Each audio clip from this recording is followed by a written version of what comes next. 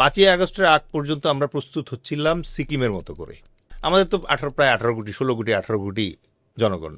এই জনগণ তো ভারত চায় না, এই মুসলিম জনগণ তো সে চায় না। না। সে শুধু আমাদের ল্যান্ডটা যেটা আছে এটা ব্যবহার করতে চায়। তাও কি হিসেবে ব্যবহার করতে চায়? এটা ট্রানজিট স্টেশন হিসেবে ব্যবহার করতে চায়।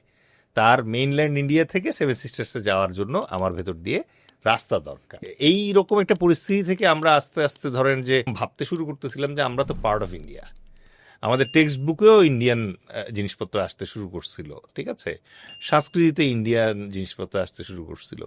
সব কিছুতে আমরা আস্তে আস্তে ভাবতে শুরু করতেছিলাম যে কয়েকদিন পরে সিকিমের মতো করে যদি সংসদে প্রস্তাব তোলা হতো যে আমরা ভারতীয় একটা প্রদেশ হিসেবে যোগদান করলে কেমন হয়।